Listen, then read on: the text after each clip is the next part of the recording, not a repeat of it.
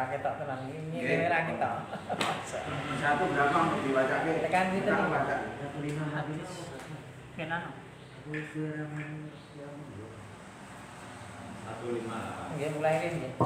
Iya, 1, 5, 4, 5. Assalamualaikum warahmatullahi wabarakatuh. Salam. Alhamdulillah nahmaduhu wa nasta'inuhu wa na'udzu billahi min syururi anfusina wa min sayyiati a'malina. May yahdihillahu fala mudilla lahu wa may yudlil fala hadiya lahu. Asyhadu an la ilaha illallah wahdahu la syarika lahu wa asyhadu anna Muhammadan abduhu wa rasuluh. Allahumma shalli ala Muhammad wa ala alihi wa sahbihi wa sallam. Qala Allah Ta'ala Kitabul Karim. A'udzu billahi minasyaitonir rajim. Bismillahirrahmanirrahim. Ya ayyuhalladzina amanu taqullaha haqqa tuqatih wa la tamutunna illa wa antum muslimun. Ya ayyuhan nas ittaqu rabbakum alladzi khalaqakum min nafsin wahidah wa khalaqa zawjaha wa batha minhuma rijalan katsiran wa nisaa'a wa taqullaha alladzi tasaaluna bihi wal arham innallaha kana 'alaykum raqiba. Ya ayyuhalladzina amanu taqullaha wa qawlan sadida yuslih lakum a'malakum wa yaghfir lakum dhunubakum wa man yuti'illaha wa rasulahu faqad faza fawzan 'azima. Fa inna asdaqal hadits kitabullah wa khairul hadi Rasulullah wa sharrul umuri muhdatsaatuha wa kullu bid'ah wa kullu bid'atin dhalalah wa kullu dhalalatin finnar. Amma ba'd. Alhamdulillahirabbil alamin. Monggo kita tansah kunjung syukur dalam puji kepada dan sedaya kunjung wonten asmanipun Allah Subhanahu wa taala. Mugi kanthi syukur iman takwa kula panjenengan sedaya.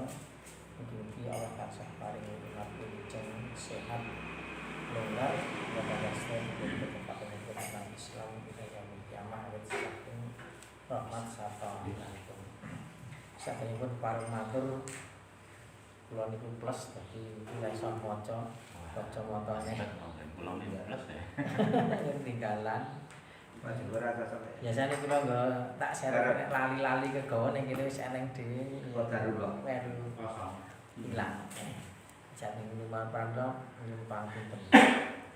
Kami kan untuk kayak wonten iku kemarin diwacaki mawon.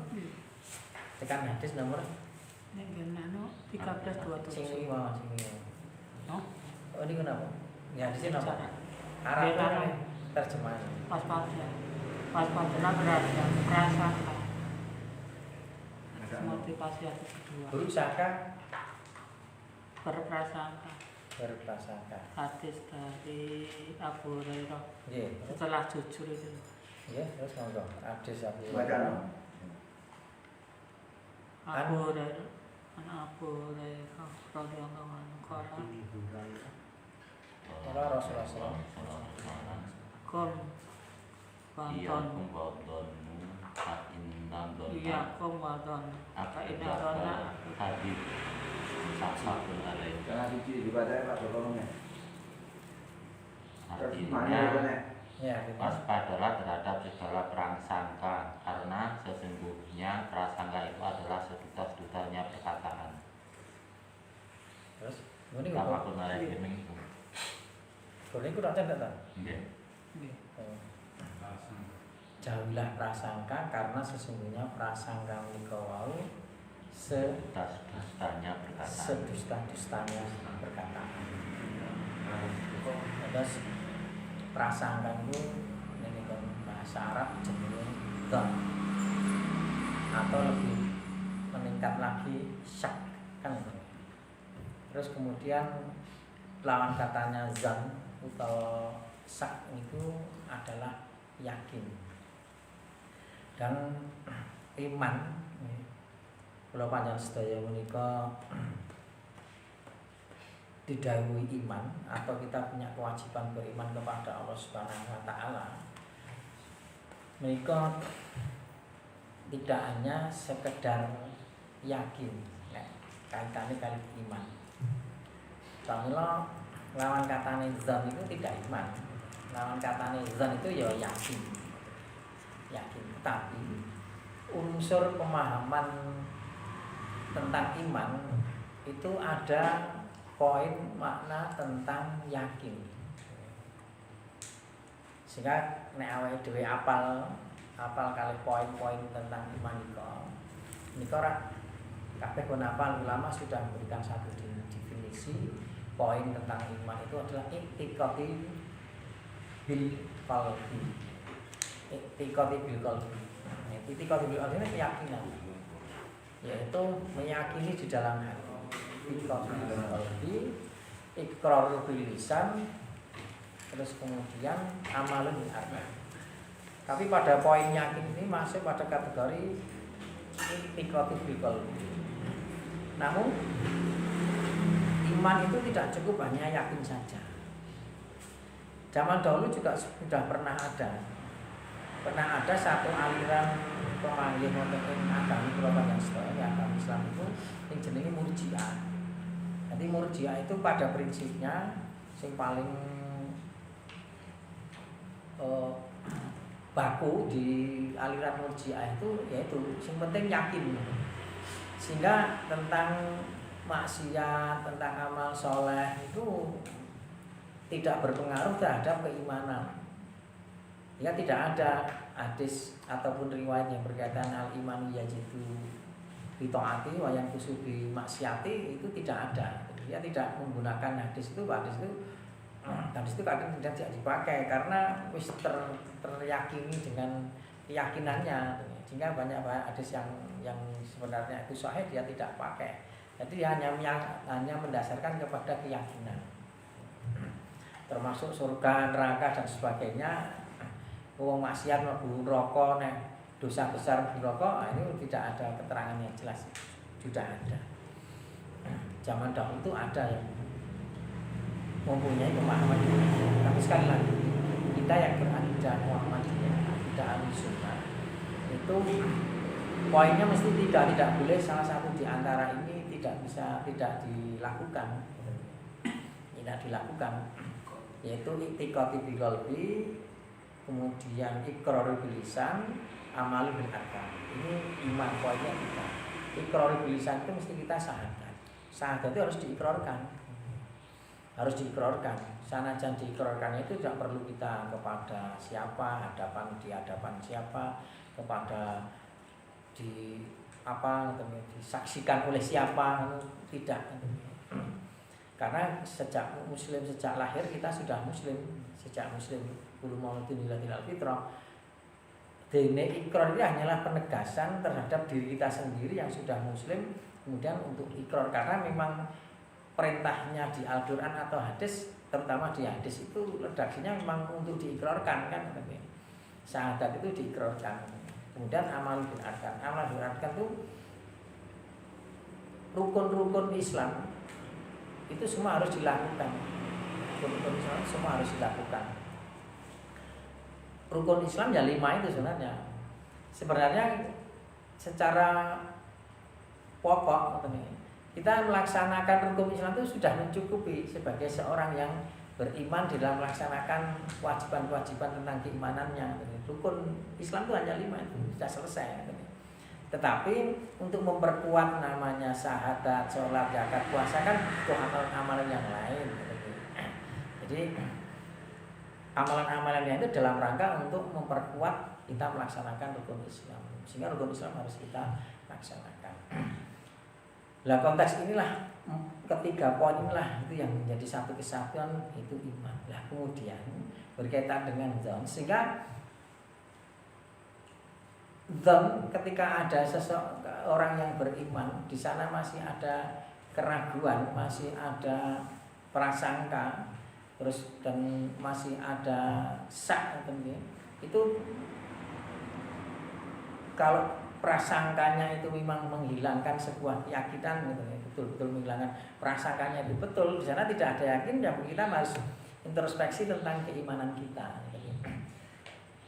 Sanajan keimanan itu tetap bertingkat, sebagaimana ikhlas juga bertingkat, sebagaimana takwa juga bertingkat. Al-iman itu tobakot. Iman itu bertingkat, tobakot itu bertingkat. Ini bertingkat. Itu kan di setiap keyakinan manusia itu kan pasti ada yakin dan ada keraguan. Selama yang besar itu masih keyakinan, di sana ada keraguan, itu masih dikategorikan yakin. Ini kategori ini rendah. bertingkat. Nah kalau keyakinan kita itu lebih kecil daripada bahkan sangat kalah dengan zon, ya memang kita tidak ada keyakinan ini. Sehingga di masalah kadang-kadang kan kita janjinya yakin, prakteknya itu janjinya ada yakin, hanya kadar yakin kita kecil. Terus kadang-kadang kita terus merasa tidak yakin, padahal hanya kadarnya yakin saja. Ketika kadar yakin kita itu turun, ini syak kan besar. Ini memang lain kata, syak atau zon tadi besar. Nah ini besar, seolah-olah tidak beriman. Artinya begini nih, saya menyampaikan seperti ini, jangan sampai ketika kita iman kita turun. Kan al-imanu wayan kusu bi maksiat akan turun dengan maksiat, yazidu akan naik dengan taat kan gitu ya.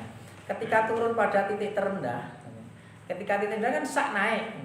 Selama sak naik itu dalam hati kita masih imannya masih besar, gitu. Sing menilai bukan kita gitu. Sing menilai Allah benar. Sesuk nang kono, maka masih dikategorikan iman. Maka yang terpenting bagi kita adalah kita beriman, kita berusaha beriman, maka kita yakin bahwa kita termasuk daripada orang yang beriman. Nah, kaitannya apa? Kaitannya zon tadi yang namanya zon itu sebenar-benarnya dusta di sini gitu. Kenapa saya harus ngoyo-woro tekan sono, tekan kono, tekan kene? Karena ya tadi keterangan bahwa zon itu adalah sedusta-dustanya perkataan ya. Sedusta-dustanya perkataan, zon itu kadang prasangka. Karena prasangka atau zon atau prasangka yang lebih naik sendiri pada sak tadi, sak wasangka kan gitu. Sak wasangka atau zon itu sangat berpengaruh terhadap keimanan. Sehingga ketika sak itu betul lebih tinggi atau zon itu lebih daripada keimanan, ini kan sudah dusta. Kenapa dusta? Tadi saya sudah kita sampaikan bahwa yang namanya iman itu poinnya 3. Salah satu di antaranya tadi ada keyakinan. Nah, itu iman. Selain daripada ada keyakinan, yang namanya iman itu di sana ada poin pengertian tentang kebenaran. Ini, tentang kebenaran. Sehingga iman itu harus sesuai dengan kebenaran. Nah, kebenaran itu ada pada tali. Yang namanya kebenaran lawan kanan ini kedustaan. Kebenaran ini apa dari belum sampaikan di sini. Yang namanya kebenaran itu adalah ada pada Al-Quran dan Sunnah.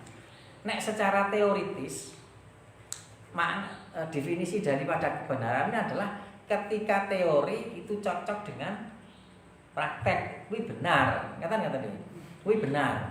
Tetapi kalau kebenaran versi ilahi, versi agama, luweh agama Islam itu ada Al-Quran dan Sunnah.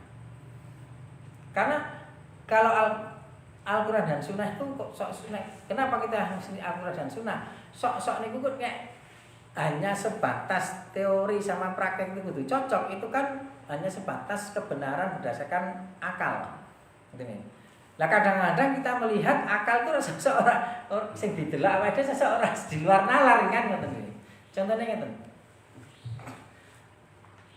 Yang namanya sakaratul maut itu berat atau berat? Berat. Rasulullah berat atau berat?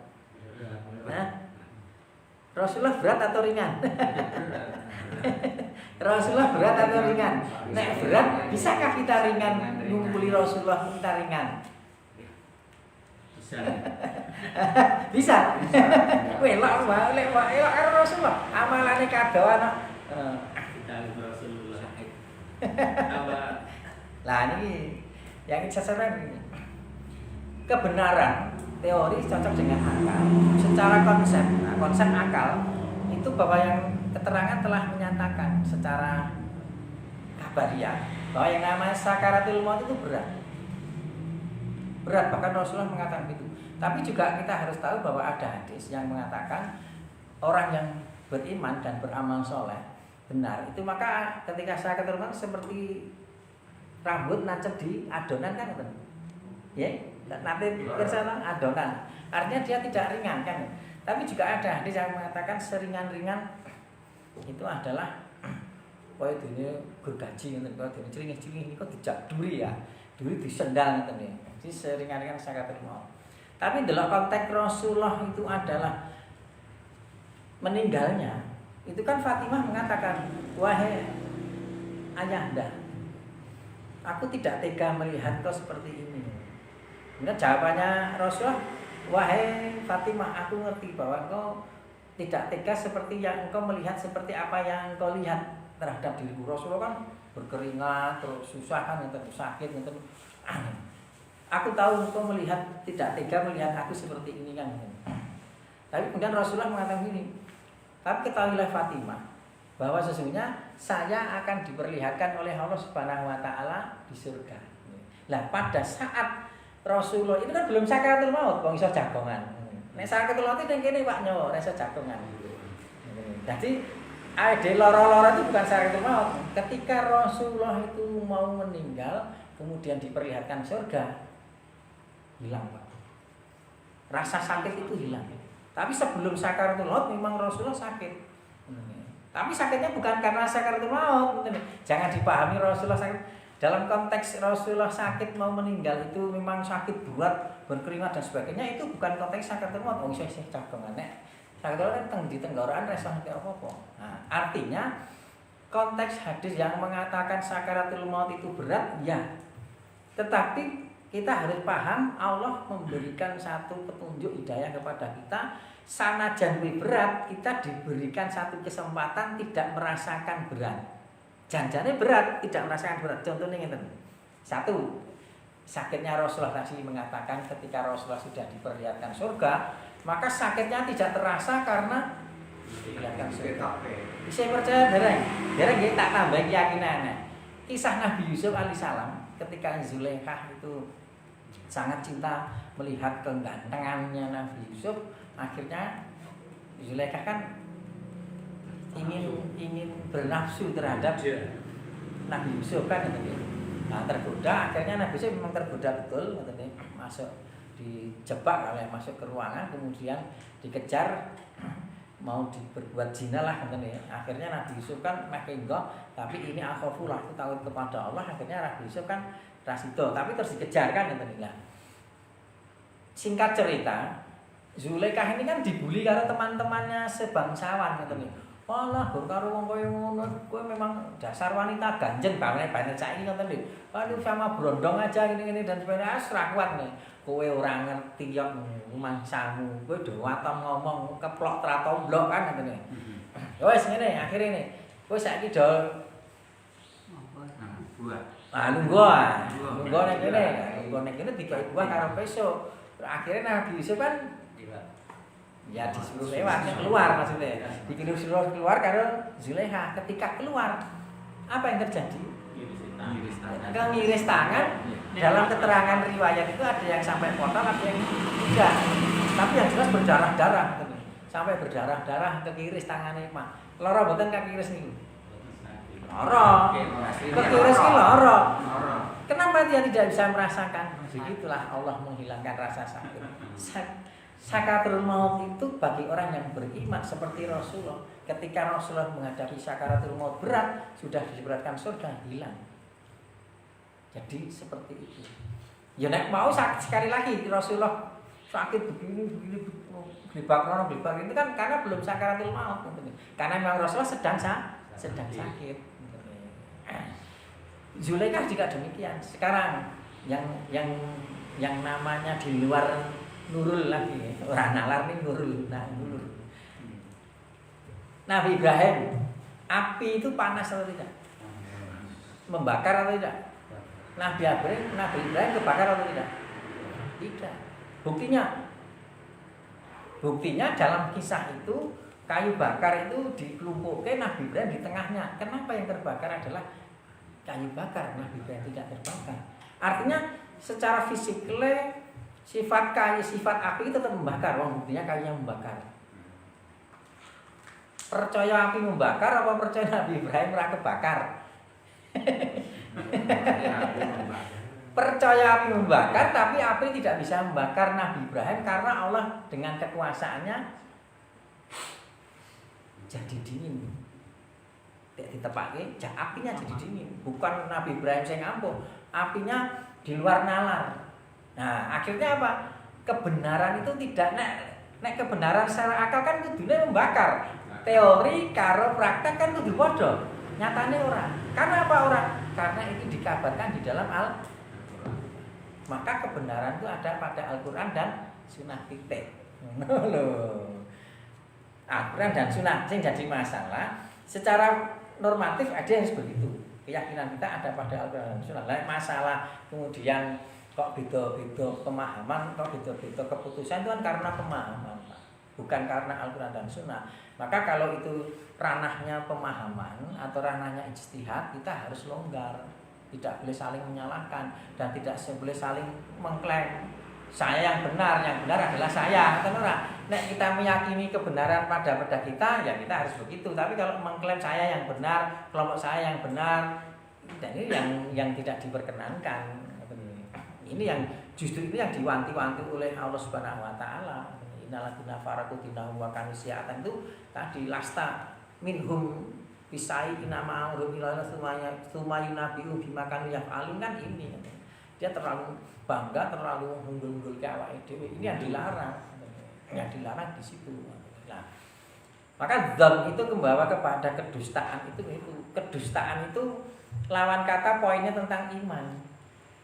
Mulane awake dhewe jangan sampai ada zon. Zon di dalam hati maksudnya. Nek jenengan waspada terhadap saudara kita itu bukan zon yang dalam bentuk iman tadi. Kancaku kae tukang ngapusi ngene. Kae lho. Nek kancaku sing kae yo ngomong kae ngapusi. Kae ngapusi kae. Kira-kira jenengan wanira wong sing wong do ngecap itu tukang ngapusi tok kon jago dadi satpam omahe. Wani lah ora wani to, ora wani awake dhewe, ora wanine awake dhewe terhadap orang yang sudah punya track record semacam itu untuk menjaga rumah kita. Ini bukan dzon, sanajan dulu terjadi. Ini bukan dzon dan yang dimaksud dzon yang namanya dzon itu sebenar-benarnya dusta bukan dalam konteks ini gitu nih. Dzon sebenar-benarnya dusta itu konteksnya dalam keadaan iman tadi. Jadi iman itu jangan sampai ada zon yang ngalahke terhadap keyakinan kita. Kalau ada zon, ya setiap manusia pasti ada zon.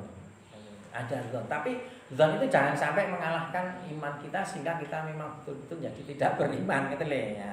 Itu ketika kita sudah tidak betul-betul tidak beriman, itulah yang disebut zon itu sebenar-benarnya dusta. Nah, ini maksudnya. Jadi sebenar-benarnya dusta itu ketika ini konteksnya berkaitan dengan keimanan, bukan prakteknya tadi. Kamu adik ojo kayak kon dogo ya ojo. Ini bukan prasangka, ini waspada. Waspada, kita harus teliti. Berani ngomong. Untuk awake dhewe urung kenal, urung jaga kepit motorku ya. Ngopo aku tak lunga dhewe ngono padahal ora kenal kira-kira wani apa ora. Jenengan prasakan apa mboten niku? Ini bukan prasangka. Kulo coba ae ilang jaman saiki wong kunci gembak dhewe lali ilang. Apa nek dipasrahke wong ae dengar ngono padahal ora kenal. Niku ngen kula lah eneng kejadian bodoh besar ini. Ya jenenge lelakon ya. Bila garwane niku lagi meninggal. Karena lagi meninggal terus bodoh rondo kan. Rondo dilalah eneng wong sing arep tuku kewan dienggo korban jarene kok parang anyar kono kuwi ya urung kenal. Durung kenal arep tuku, bareng arep tuku dipanjeri 2 yuta. Tak gawe ya sapine ya urung kenal, urung apa-apa. Ya ngono gawa. Engko nek wis anu tekan tak transfer, ilang entek saiki urung dibayar. Loro iki kan berarti kan nek 20 yuta kan 50 yuta. Regane mung 2 yuta.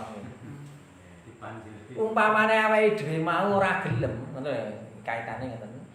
Jika 2 yuta ora gelem, ketiga ora gelem, ya bukan kita prasangka, ngoten lho. Bukan kita dzon, ngoten lho. Justru ini yang dianjurkan oleh agama justru malah begitu, ngoten lho.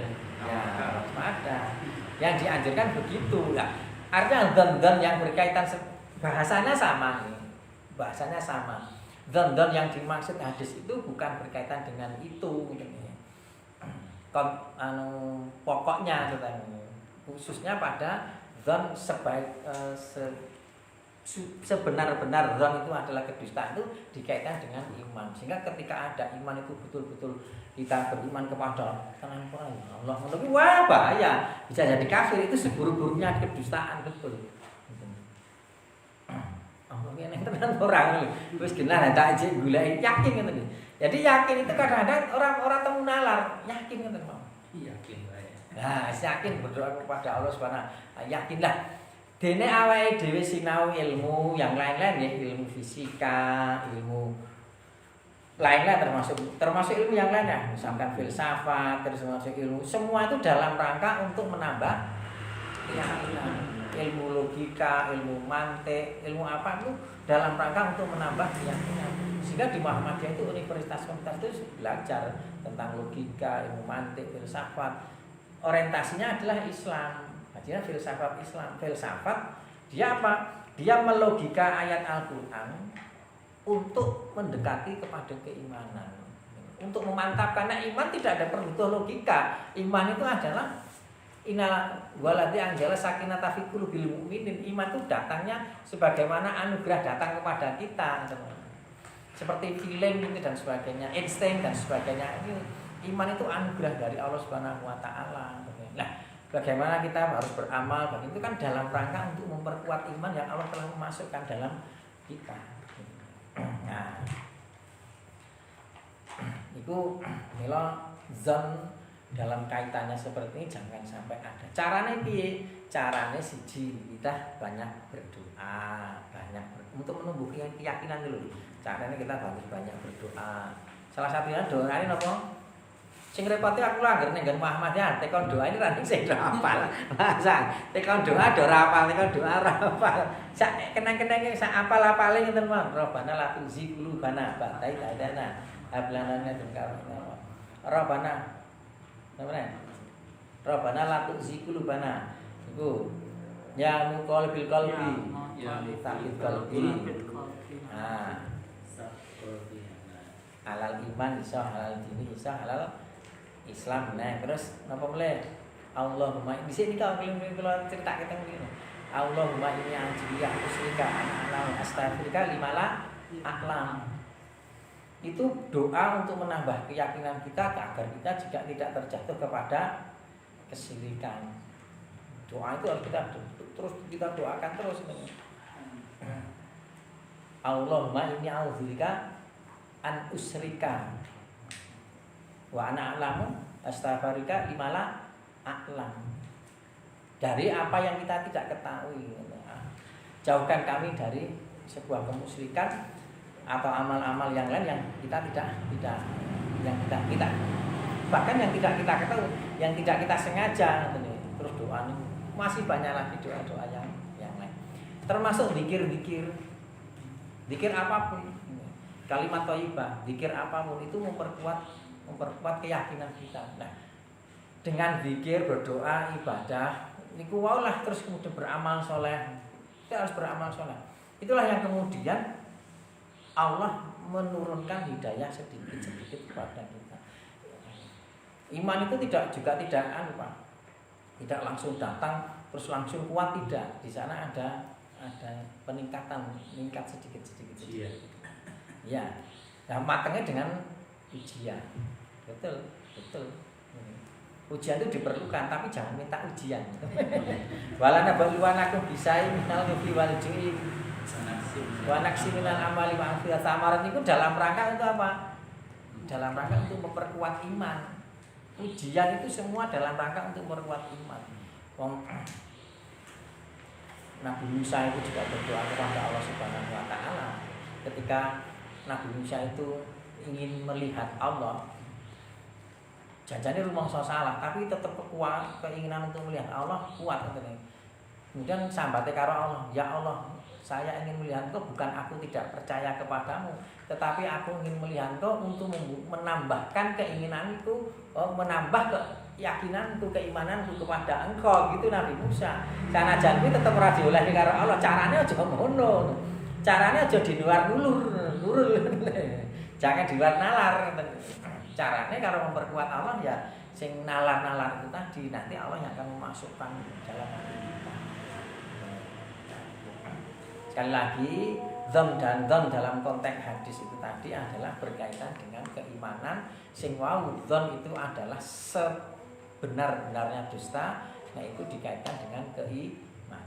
Ini dalam praktek amaliyah awake dhewe dzan itu tidak termasuk dzan yang sebenarnya kedustaan, tetapi itu dimasukkan dalam kategori kehati-hatian atau istilah Indonesia ini jenenge waspada. Waspada penting wajib Pak. Karena hati-hati itu bagian daripada makna takwa. Motor dikunci niku jenenge takwa. Ora pokonya ikhlas. Ora takwa malahan. Bablas wong nyatane ya gelo to. Gayane ikhlas niku. Kata natur kula enten kirang laku kurang